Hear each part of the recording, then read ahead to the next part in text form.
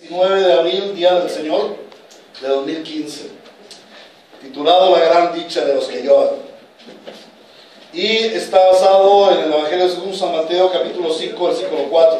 Nos ponemos en pie, por favor. Mateo, capítulo 5, versículo 4. Evangelio según San Mateo, capítulo 5, versículo 4. Dice así la palabra del Señor. Digámoslo todos al unísono. Dichosos los que lloran, porque serán consolados. De nuevo. Dichosos los que lloran, porque serán consolados. Una vez más. Dichosos los que lloran, porque serán consolados. Palabra de Dios. Amén. Señor, aquí está tu pueblo reunido. Un pueblo al que tú has llamado ser tu pueblo. Un pueblo inmerecedor de algún bien de tu parte. Pero que por tu gracia te ha placido llamarnos a ser pueblo tuyo. Y más que pueblo tuyo, ovejas de tu prado. Y más que pueblo y ovejas, a ser tus hijos muy amados. Como hijos queremos sentarnos ahora alrededor tuyo. Porque tú eres la palabra de verdad. Porque tú eres el verbo encarnado. Revelado en el verbo hablado. En el verbo escrito. A través de la Sagrada Escritura. Habla, Señor, que tu pueblo escucha. Abre los oídos de los sordos para que escuchemos tu voz todopoderosa que proviene de los labios del Todopoderoso y transformes con tu poder nuestras vidas. Que tu palabra penetre hasta lo más profundo de nuestros corazones y deshaga lo que tengas que deshacer, pero construyas lo que tengas que construir. Como pueblo tuyo, nos dedicamos a ti, a ser edificados en la fe. Y rogando también para que aquellos que aún no han escuchado el Evangelio, oigan, escuchen y no endurezcan su corazón, sino que reciban el mensaje que trae vida y salvación.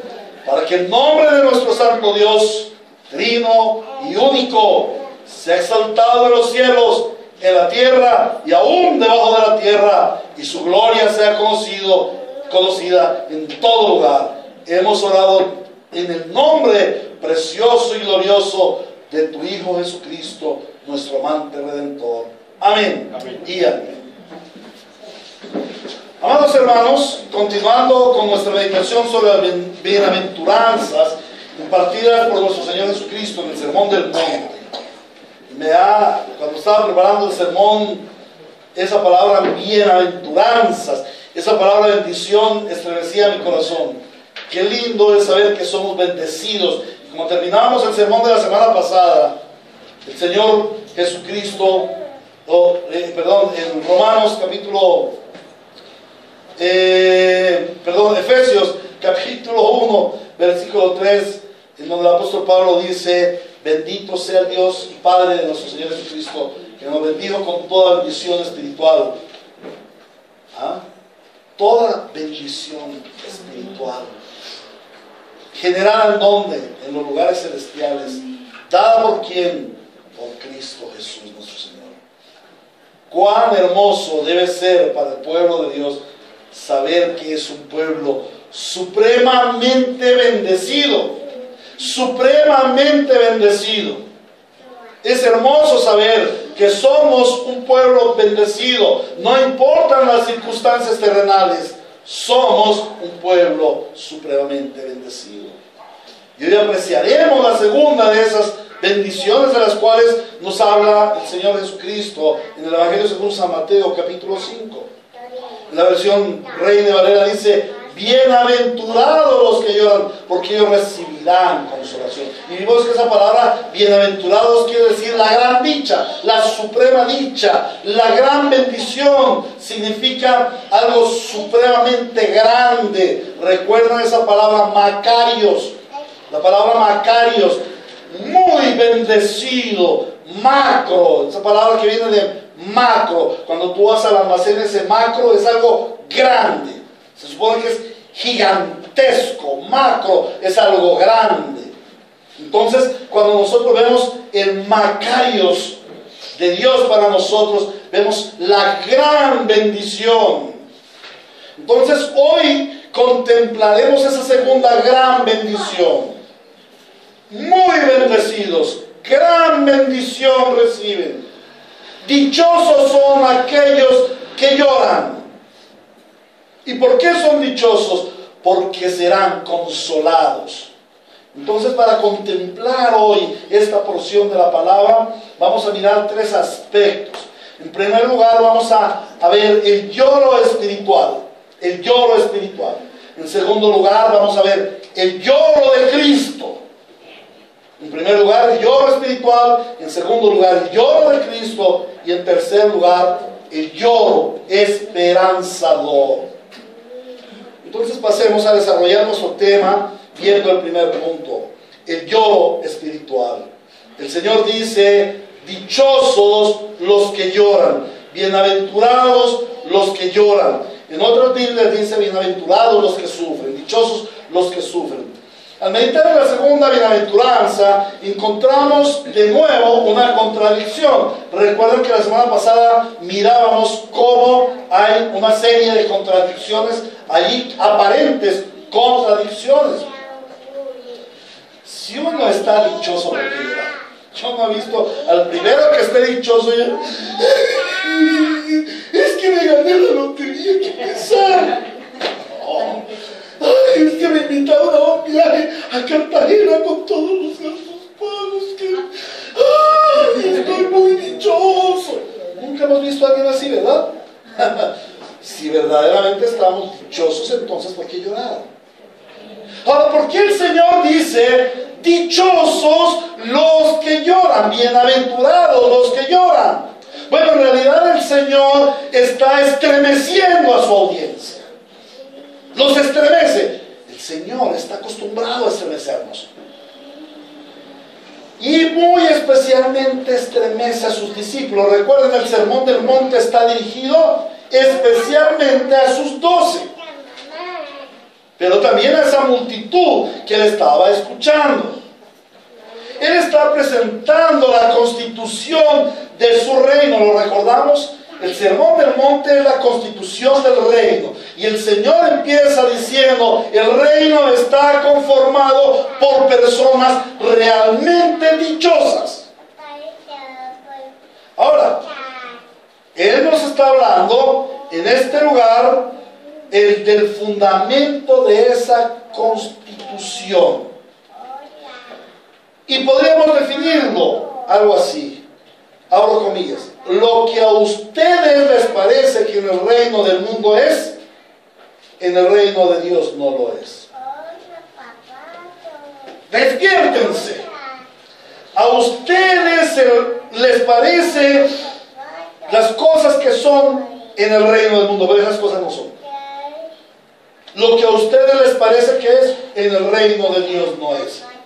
Yo enseño a mis alumnos en el instituto, en el seminario, acerca de la teología, y que cuando hablamos de teología, por ejemplo, vamos a hablar de la salvación, y en cuanto a la salvación vamos a hablar del Señor Jesucristo, nuestro Salvador, y decimos, cuando nosotros vamos a estudiar teología, el centro de la teología es Dios.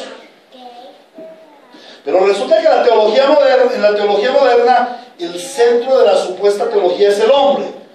Entonces no podríamos llamarlo teología, tendría que llamarse antropología. No, en el centro de la teología está Dios.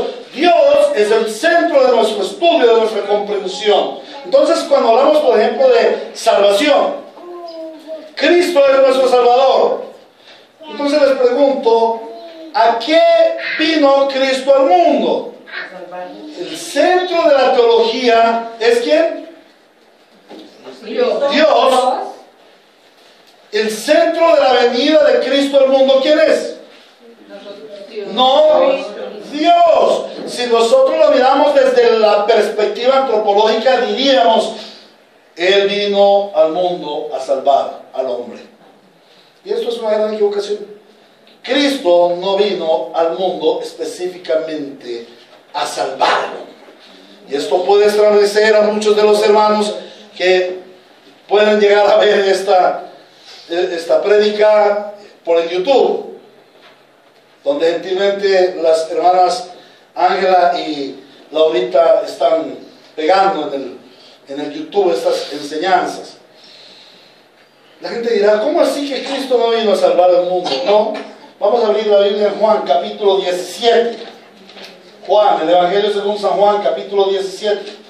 Y vamos a descubrir allí a qué fue que vino realmente Cristo al mundo. Juan 17, 1 y 2 dice, después de que Jesús dijo esto, dirigió la mirada al cielo y oró así. ¿A quién oró? Al Padre. Le dice, Padre, ha llegado la hora. ¿En dónde hizo el Señor Jesús esta oración?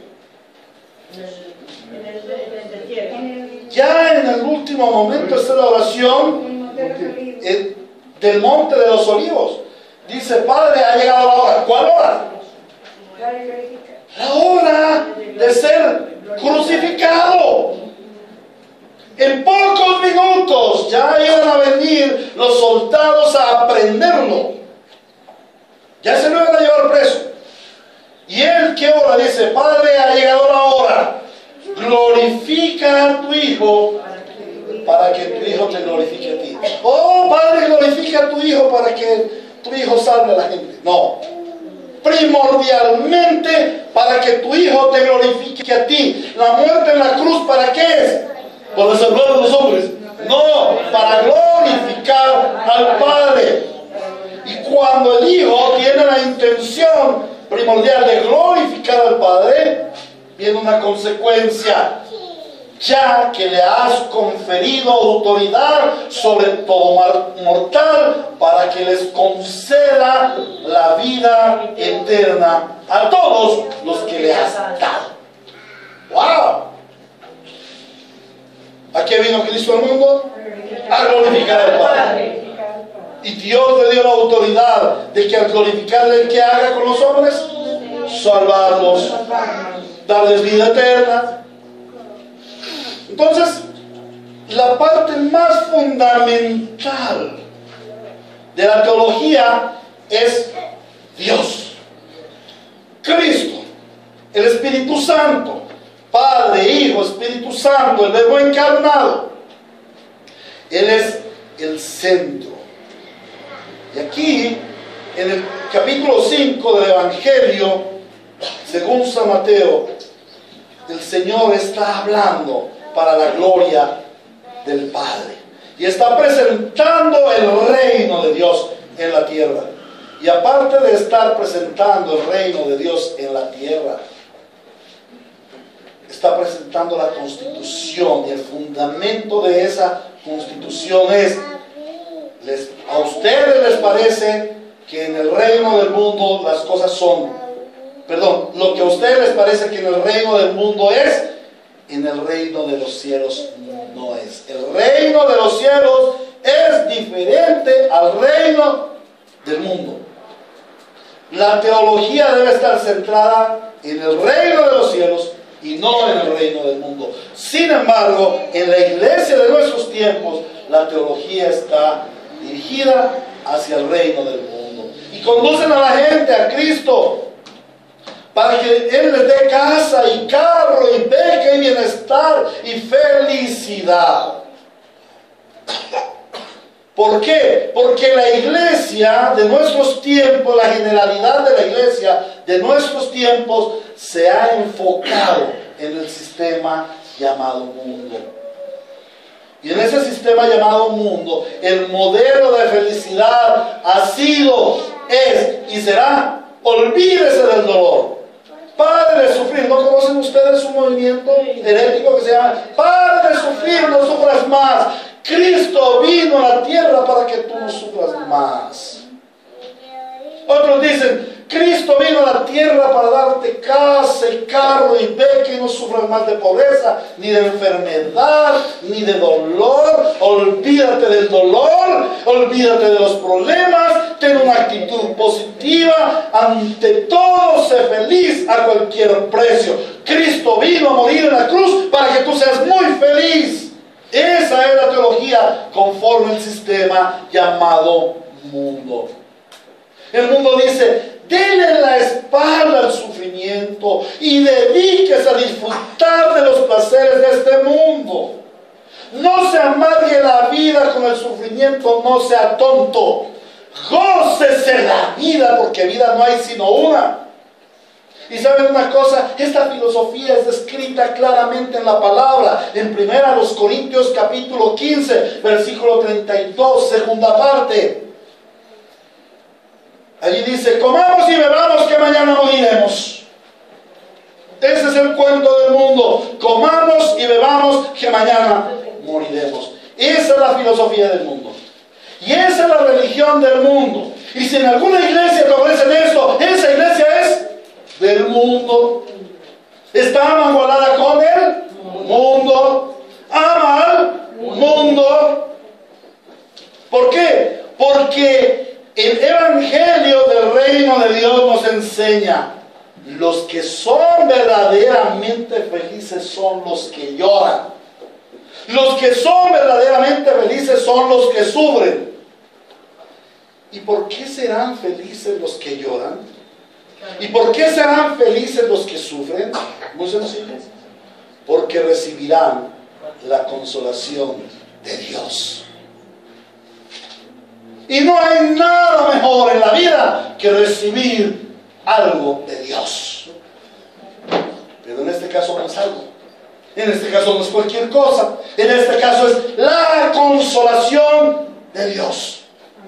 Y en este caso hay una de las tres benditas personas de la Santa Trinidad que se llama el Consolador, el Espíritu Santo.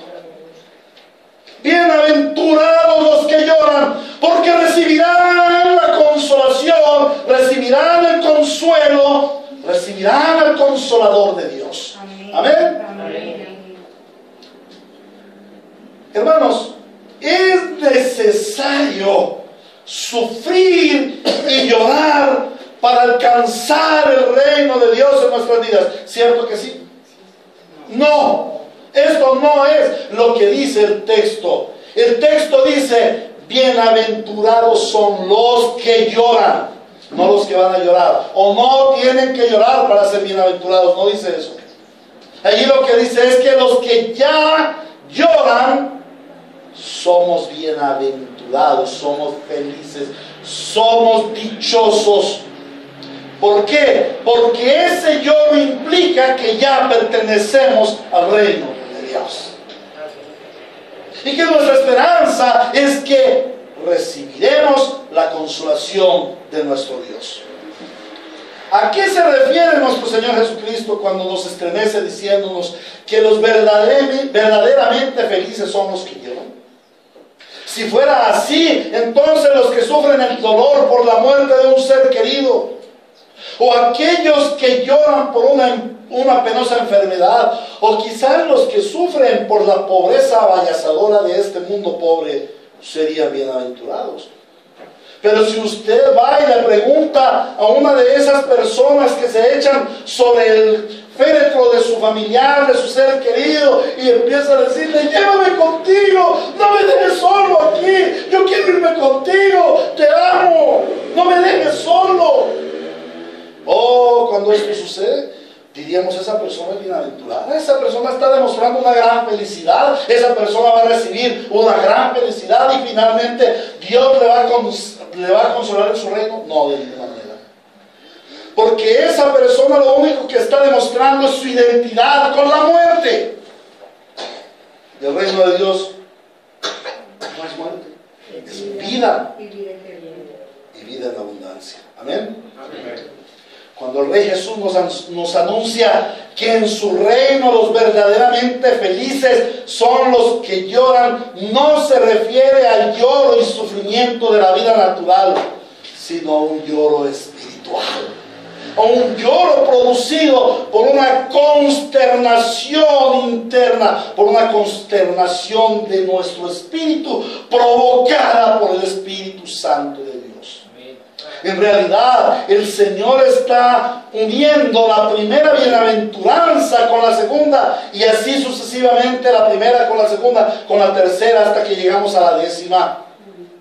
Para el hombre, la felicidad, como lo hablamos la semana pasada, no puede depender de lo material, de lo terrenal y pasajero. Para que el hombre haya la verdadera felicidad, ha de venir a lo espiritual. Para que el hombre sea verdaderamente dichoso, para que el hombre sea bienaventurado en todos sus caminos, debe venir sobre todo a lo espiritual.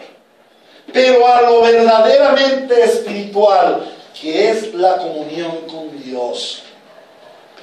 Ha de ser muy importante que como creyentes cristianos comprendamos esto que quiere decir el Señor cuando Él afirma que seremos felices cuando lloremos. En la primera bienaventuranza vimos que los dichosos son los pobres en espíritu.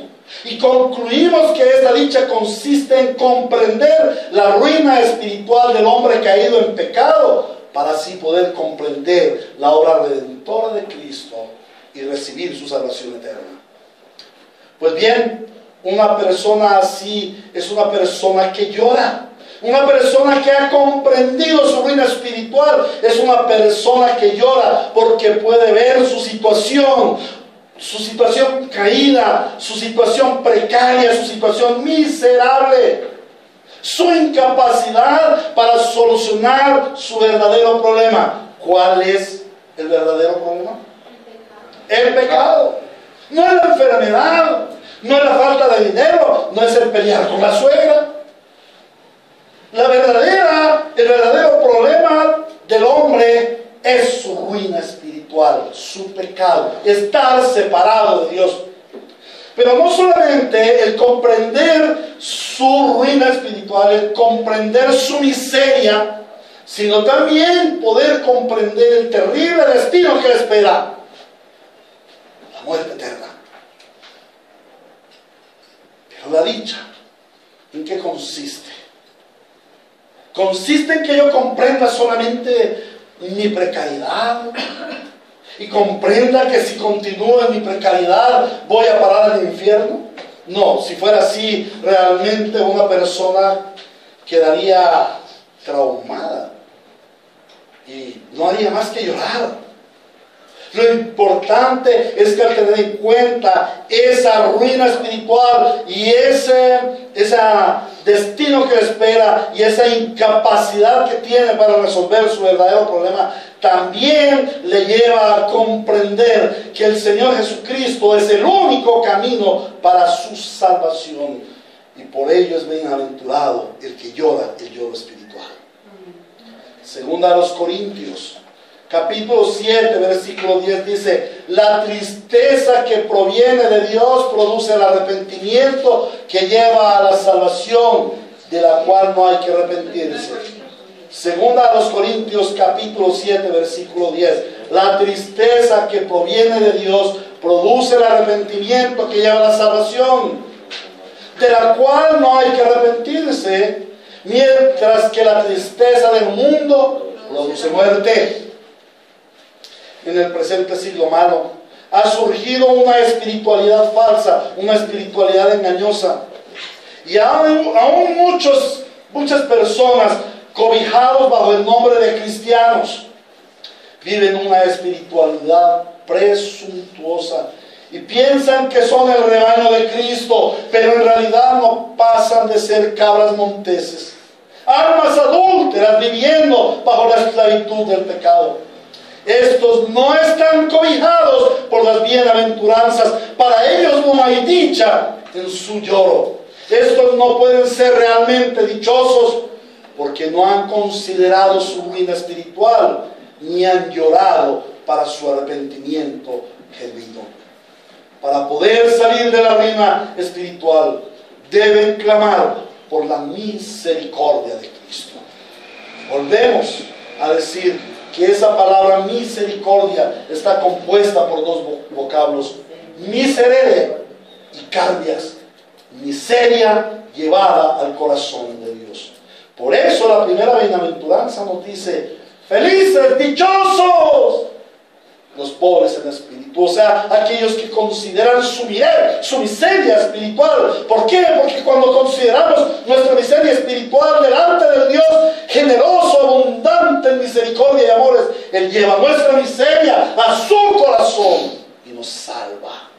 Cuán precioso es el amor de Dios, cuán grande es el amor de Cristo. Y precisamente, para nosotros poder ver qué significado tiene el lloro de esta bienaventuranza, tenemos que comprender en qué consiste el lloro de Cristo. El ser cristiano implica ser de Cristo, llevar en sí la naturaleza de Cristo y vivir la vida de Cristo. No podemos engañarnos viviendo un supuesto cristianismo fuera del reino. Para nosotros el modelo a seguir es Cristo mismo. Y cuando meditamos en el lloro espiritual, debemos contemplar a Cristo mismo. Él nos da el ejemplo de ese lloro espiritual. Y esto es el segundo punto de nuestro sermón esta mañana, el lloro de Cristo. Les invito a que vayamos a Isaías, capítulo 53, versículos 2 al 4. Isaías 53, 2 al 4. Dice la palabra del Señor así: creció en su presencia como vástago tierno, como raíz de tierra seca. No había en él belleza ni majestad alguna. Su aspecto no era atractivo y nada en su apariencia lo hacía desear. Despreciado y rechazado por los hombres, varón de dolores, hecho para el sufrimiento, varón de dolores, experimentado en quebrantos, dice la versión Reina Valera. Todos evitaban mirarlo.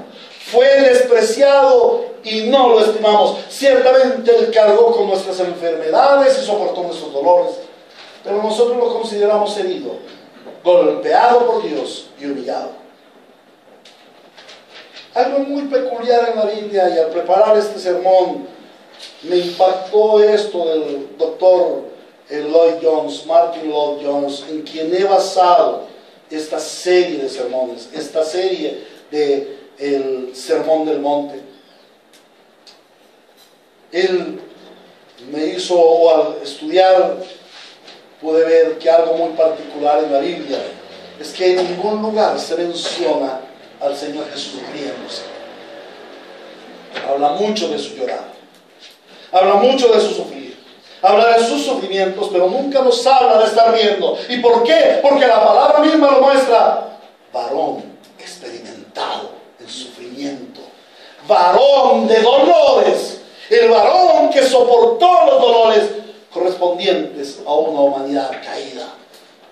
Juan capítulo 8, 56 y 57. Esto también me estremeció al leerlo. La palabra de Dios dice: Abraham, el padre de ustedes, se regocijó al pensar que vería mi día, y lo vio y se alegró. Le dice el Señor Jesús a los fariseos. Y los fariseos le responden: pero Jesús ni a los 50 años llega, ¿y ya has visto a Abraham? ¿Qué es eso? ¿Qué edad le pusieron al Señor Jesús? Que era menor de 50 años. Que era un poco menor que 50 años. Nunca había calado en este texto. A la postre, ¿cuánto podríamos decir que tenía el Señor Jesús para esa época? 30 años. ¿Y cómo lo veían los judíos? Como un hombre mucho mayor, un hombre avejentado, un hombre de casi 50 años.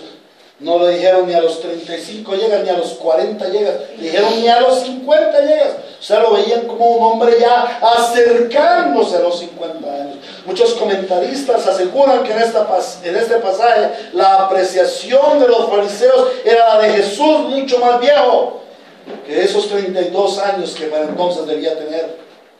¿Y por qué ellos apreciaron eso en Cristo? Era varón experimentado en quebrantos, varón de sufrimientos, varón de dolor y de llanto. Vemos al Señor Jesús llorando en el sepulcro de Lázaro. ¿Recuerdan ustedes? Juan capítulo 11. ¿Y por qué lloraba el Señor Jesús por Lázaro? Lloraba por su amigo, ¿cierto? Porque su amigo se había muerto. No. Él no lloraba por eso. Entonces, ¿por qué lloraba? ¿Por qué el Señor Jesús no lloraba por su amigo muerto? No, Él no lloraba por su amigo muerto, porque en pocos minutos lo iba a resucitar. Entonces, ¿por qué llorar por uno que va a resucitar? Jesús lloraba por la ruina de la raza humana, por la muerte afectando a todo hombre,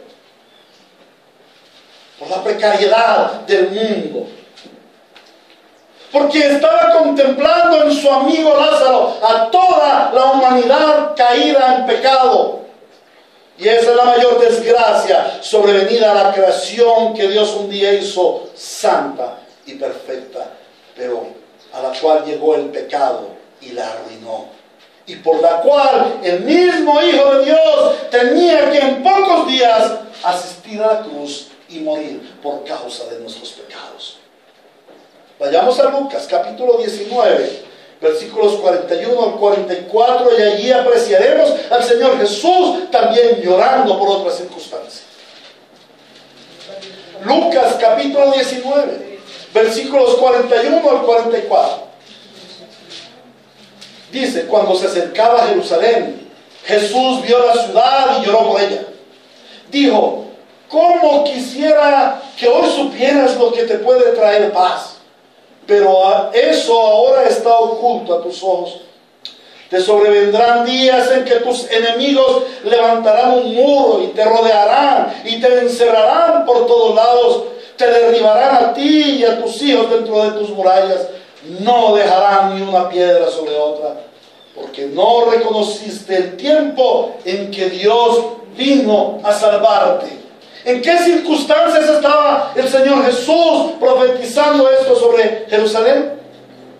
¿Cuál era su emoción en ese momento al predicar esto sobre Jerusalén? La mayor tristeza, y un dolor, y un quebranto, y un lloro. ¿Y por qué había de llorar el Señor Jesús por aquellos que le persiguieron? ¿Y por qué había de llorar el Señor Jesús por aquellos que no le recibieron? ¿Y por qué había de llorar Dios, el Hijo de Dios? ¿Habría de llorar por sus enemigos? Porque nos ama. Porque nos ama. Porque Él dice: de tal manera amó Dios al mundo que entregó a su Hijo unigénito, para que todo aquel que en Él crea no se pierda.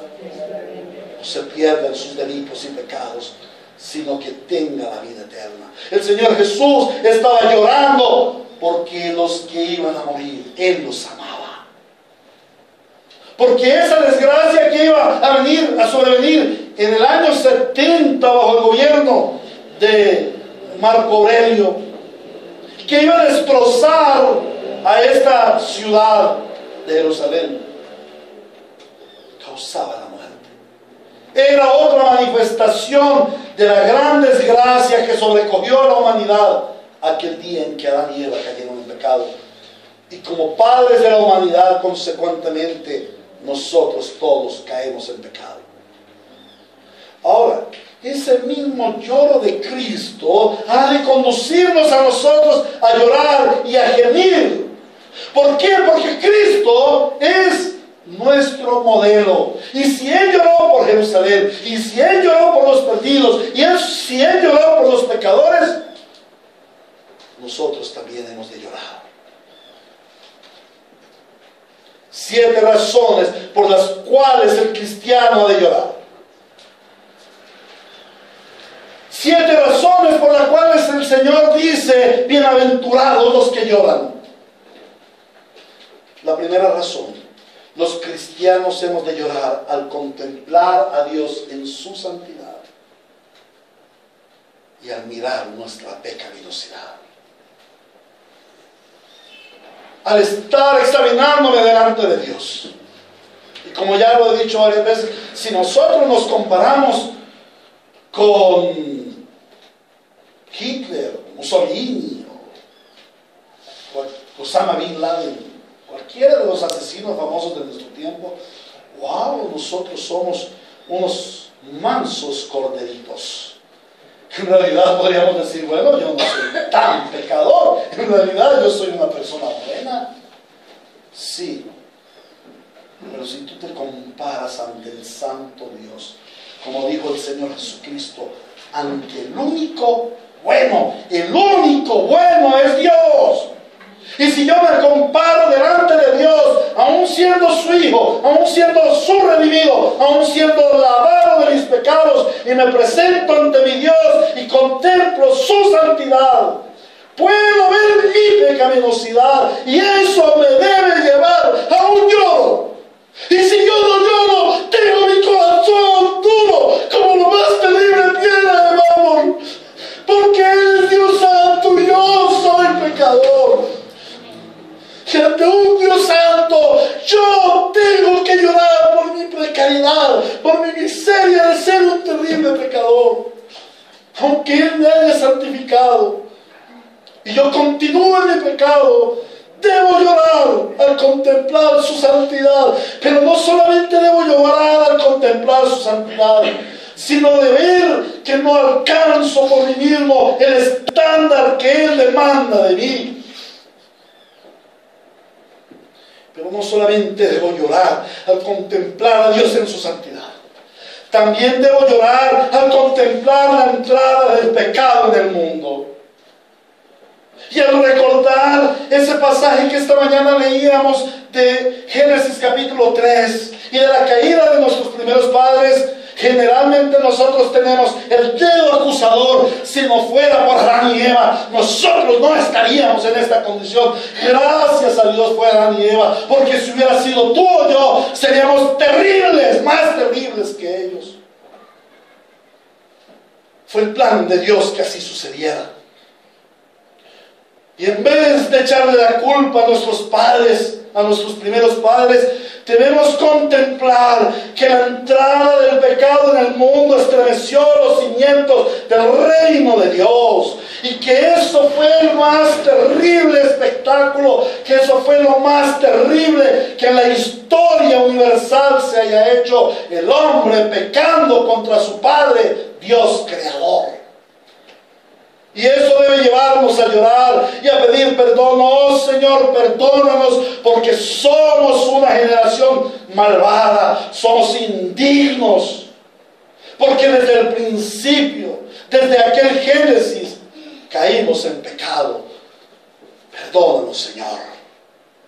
Pero no solamente debemos llorar al contemplar a Dios en su santidad, al contemplar la entrada del pecado en el mundo, sino al contemplar nuestra salvación en Cristo, porque Cristo ocupa el lugar de los pecadores.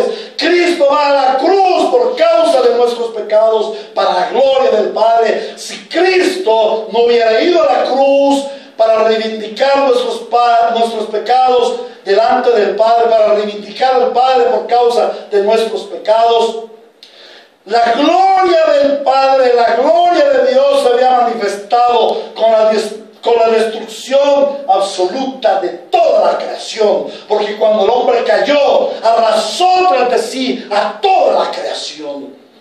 Por eso he de llorar al contemplar la salvación en Cristo, al contemplar que el medio que Él nos dio para la salvación fue ese Cordero inmolado, justo, sin mancha, sin culpa. Él absorbió la ira que nosotros deberíamos haber sufrido. Por eso debo llorar al contemplar la salvación en Cristo, porque el justo murió por este terrible pecador.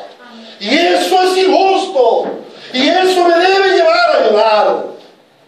¿Cómo se va a castigar a un justo? No es posible, pero Él lo hizo por ti y por mí. Y eso me debe llevar a llorar. Y no lloro por drama, lloro porque eso me estremece. Y cuando yo estoy en mi devocional y contemplo mi pecado y contemplo la salvación que Cristo me dio, esto me hace llorar. Y si tú no lloras, tienes el corazón endurecido.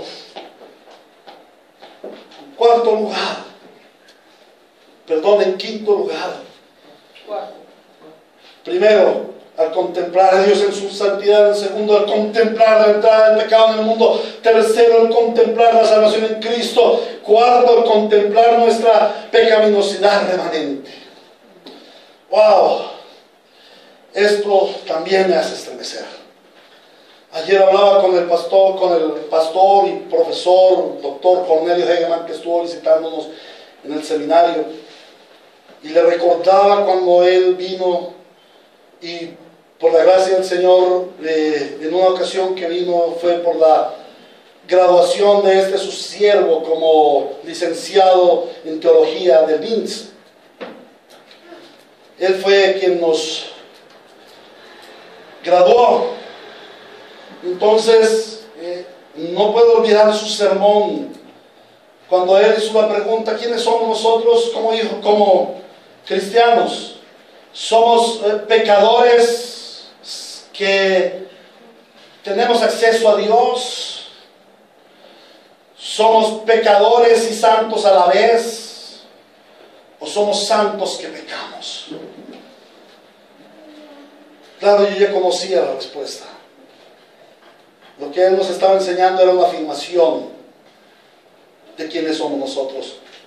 Somos pecadores redimidos, sí, lo cual nos lleva a ser santos que caemos en pecado.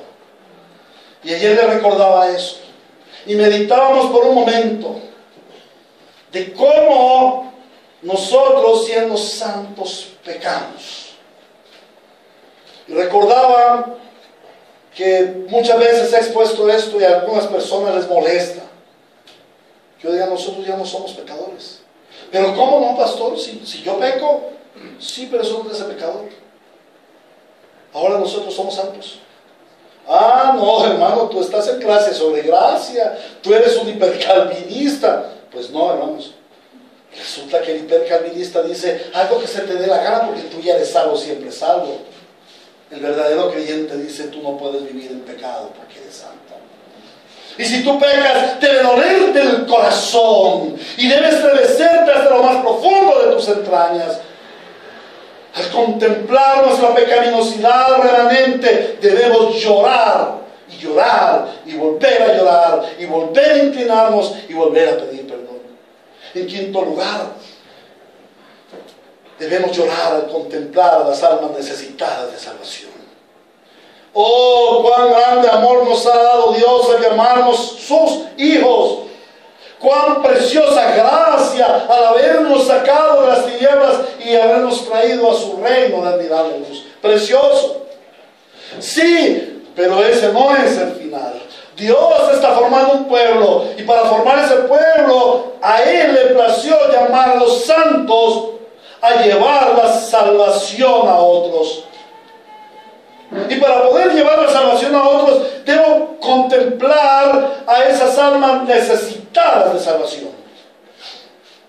Y debo llorar por ellas. Y me deben estremecer esas almas por las cuales Cristo pagó. Y muchos de ellos la rechazan. Debo llorar a mi Señor por ellos. Pero también, en sexto lugar, debo llorar al contemplar la tierra esperando la redención final. La tierra gime esperando la redención de los hijos de Dios. La tierra está gimiendo, llorando, porque la tierra fue entregada al dominio del pecado, al dominio de la maldad, al reino de las tinieblas, cuando fue entregado el reino por nuestro Padre, Adán. Y la tierra está esperando redención. Y vemos una tierra por donde fluye la sangre, aún de niños que no han nacido. Esta semana nuestra nación se estremecía con la muerte de 11 soldados que fueron cogidos de una manera terrible y asesinados por las FARC. Sí, eso debe estremecernos. Pero ¿cuántos millones de niños están muriendo anualmente en Colombia? Porque las madres los abortan. porque médicos inescrupulosos con ganas de tener mucho dinero están matando a estos bebés que ni siquiera pueden decir, por favor, no me hagas daño. El sufrimiento de estas madres a través del aborto es terrible. En algunas de ellas quedan secuelas tan terribles que a los pocos meses se suicidan. La tierra está esperando redención. Nuestra nación espera redención. Lo que pasa es que está mirando su redención en Santos, en Uribe, en el proceso de paz de Cuba. ¡Qué grave error! La redención no viene sino por Cristo, y por eso la tierra está gimiendo. Preséntame a Cristo para que la tierra sea redimida. Amén. Y finalmente, hemos de llorar al contemplar la esperanza venidera. Al pensar en que como cristianos tenemos una esperanza gloriosa y venidera. Al pensar que nuestro destino final será allí en Apocalipsis, cuando sean las bodas del Cordero y estemos con el amado. He de llorar porque ese no debería ser mi puesto. He de llorar porque después de ser la más terrible de las rameras, Cristo me ha dado un destino glorioso como la esposa del Cordero. ¡Wow! ¡Qué puesto tan glorioso y tan grandioso! Inmerecido por algún mortal, pero dado por gracia. Entonces, al contemplar la gracia de la esperanza venidera y de ser participante del reino eterno y de disfrutar de su presencia y de disfrutar de su amor por la eternidad y con todas las consecuencias generosas que ello trae, toda bendición, he de llorar. ¿Por qué? Porque no lo merezco. Porque Él lo planeó así. Porque yo no he hecho nada para estar allá. Todo lo hizo Él. Desde antes de la fundación del mundo y hasta después del presente siglo humano. Todo lo ha hecho Él. Desde la eternidad y hasta la eternidad. Y al hablar de contemplar esta esperanza venidera, debo pasar al tercer punto, que es el lloro esperanzador. Un lloro que trae esperanza. ¿No es acaso el lloro algo que nos desconsuele, que nos martiriza? Bueno, el verdadero lloro espiritual, al igual que el de Cristo, es un lloro que trae esperanza. Y dice la palabra de Dios: dichosos los que lloran. ¿Por qué? Porque serán consolados. Y Cristo mismo es el ejemplo. Los invito a que vayamos a Hebreos capítulo 12. Versículo 2. Fijemos la mirada en Jesús, el iniciador y perfeccionador de nuestra fe, quien por el gozo que le esperaba, quien por esa esperanza gloriosa soportó la cruz, menospreciando la vergüenza que ella significaba, y ahora está sentado a la derecha del trono de Dios. Sí, Cristo se humanó. Jesús, el Rey de Gloria, vino primero como cordero que iba a ser inmolado, como cordero que se ofreció en sacrificio, y su vida fue de sufrimiento y lloro, varón experimentado en quebrantos. Sí, Él vino así en su primera venida. Y Él lloró y Él sufrió. ¿Por qué? Porque Él tenía una esperanza gloriosa. ¿Y cuál era esa esperanza gloriosa? Pregunto yo. Y preguntamos al apóstol Pablo, ¿cuál era entonces la esperanza que Cristo tuvo para soportar tanto dolor, para ser experimentado en quebranto, para ser varón de dolores, para llorar tanto? Una sola: se sentaría a la diestra de la gloria Él no vio sino la gloria del Padre. Y cuando nosotros lloramos, seremos dichosos y nuestro gozo es la gloria del Padre.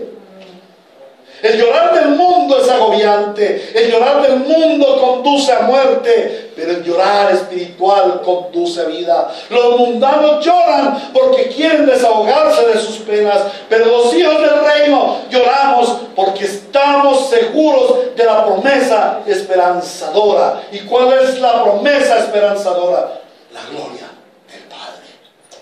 ¿Y cuál es la gloria del Padre? Cuando Cristo se fue a la cruz, Él contempló la gloria del Padre y la salvación de su esposa. Y nosotros sufrimos y lloramos en esta tierra con dolores y sufrimientos, teniendo la misma esperanza de Cristo, la gloria del Padre. Y el Padre será glorificado cuando le dé a su esposa, a su hijo, la iglesia, nosotros, tú y yo, los redimidos del Señor. Amén. Oh, gloriosa esperanza, oh, gran consuelo para los santos. Precioso destino que nos espera, hermanos. Por eso lloremos el lloro santo, por eso lloremos el lloro espiritual en esta tierra. Oh, porque vendrá el más gran consuelo, el más grande de los consuelos. Seremos abrazados por el Hijo de Dios como su esposa y seremos llevados en las bodas del Cordero. Y nunca nada ni nadie podrá separarnos de ese amor, porque esas son cuerdas de amor irrompibles en Cristo Jesús, nuestro Redentor. Amén. Tenemos la esperanza gloriosa de que Dios mismo nos ha de consolar, como lo dice allí el Apocalipsis. Allá no habrá lloro, no habrá llanto, no habrá día, no habrá noche, no habrá necesidad, no habrá dolor. ¿Y por qué no habrá? Primero porque ya no hay pecado. ¿Y por qué no hay pecado?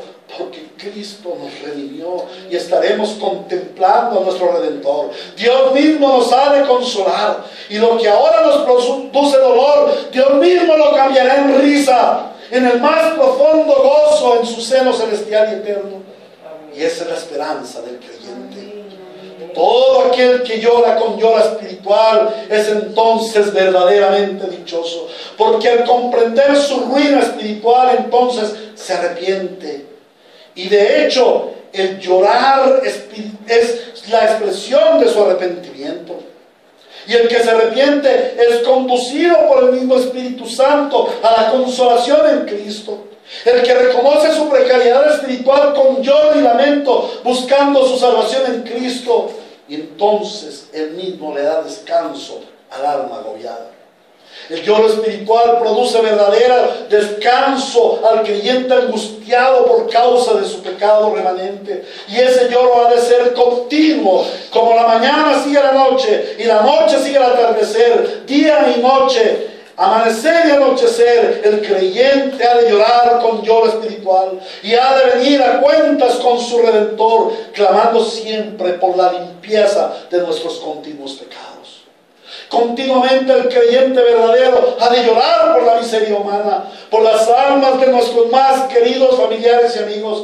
Ha de llorar por los hombres sumergidos en un mundo pecaminoso, y desde la perspectiva de la preciosa libertad en Cristo ha de clamar con lloro espiritual por la salvación aún de sus más encarnizados enemigos y perseguidores. Eso es lo que nos ordena el Señor. El creyente ha de llorar por la tierra sumida en la pecaminosidad del hombre y contendiendo contra él. La tierra contiende contra el hombre. Por ello nosotros hemos de gemir como ella misma gime por su redención. Y finalmente, el verdadero creyente ha de llorar por el pronto encuentro con su precioso Salvador. No solamente por aquel encuentro eterno, sino por aquel encuentro diario. Ha de gemir como el ciervo brama por las aguas, como dice el salmista. Ha de llorar por la fuente de sangre carmesí que limpia los pecados y nos santifica más y más. El creyente ha de llorar porque considera un estorbo el cuerpo de muerte y y anhela aquel cuerpo glorificado. Ha de gemir porque anhela que se haga realidad la promesa de su pronta venida. A Dios sea la gloria en su iglesia por siempre. Amén. ¿A qué conclusión hemos de llegar, amados? No tengo sino una. Dichosos los que lloran con lloro espiritual, porque ellos serán consolados. Aquí aplicaciones. ¿Cómo debemos aplicar el sermón de esta mañana? ¿Para qué nos dio el Señor este sermón? ¿Para regañarnos?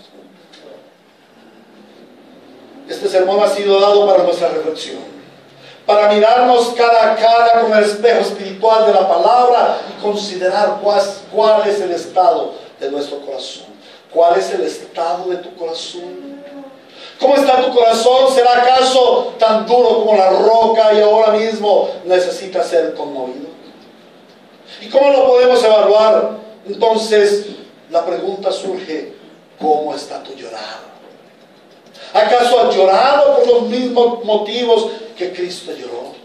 ¿Es frecuente tu lloro en tu devocional diario? ¿Es frecuente tu lloro al encontrarte cara a cara con la palabra y verte desnudado ante la forma, ante la perspectiva como Dios te ve? ¿Has acaso llorado por tus pecados porque no resistes, porque no aceptas que siendo santo quieras seguir siendo un pecador?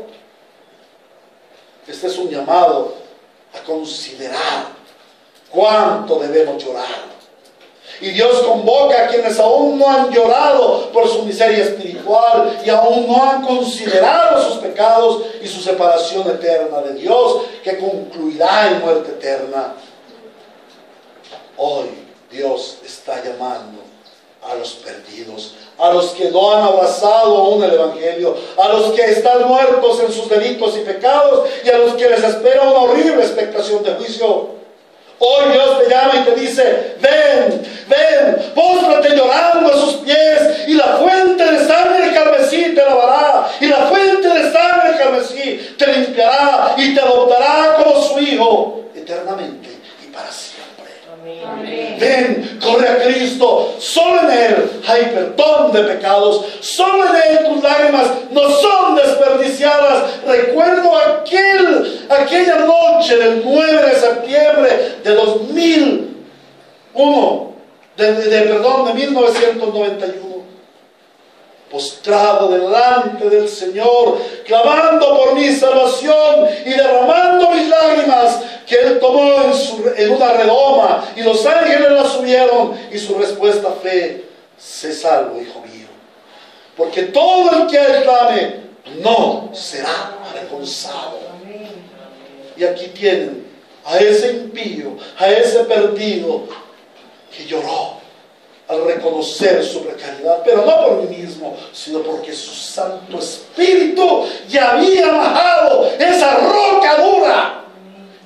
Y hoy el Señor viene a tu vida y Él te dice que ha bajado esa roca dura y que el corazón de piedra ahora es el corazón de un tierno niño. ¡Corre! ¡Corre tras de Cristo y clama salvación! Solo Él es Salvador de los muertos en delitos y pecados. Llora a Él, y ni una sola de tus lágrimas será derramada en vano. Ni una sola de tus lágrimas pasará por alto delante de su trono. Vendrá toda consolación de Él. Pero este no es solamente un llamado a los incrédulos a llorar, a los que no han recibido el Evangelio. Este es un llamado a los santos. Yo creo que este es un mayor llamado a los santos. Hoy el Señor nos dice: llora, llora, llora.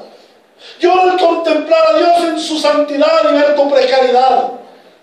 Llora al contemplar la entrada del pecado en el mundo.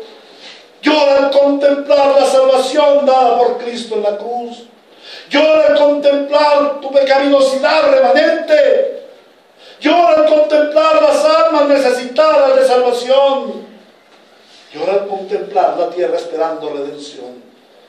Y llora al contemplar la esperanza venidera. A Dios, y solo a Dios, Padre, Hijo y Espíritu Santo, sea toda la gloria en su iglesia por siempre. Amén. Y amén. Inclinemos nuestro rostro y oramos.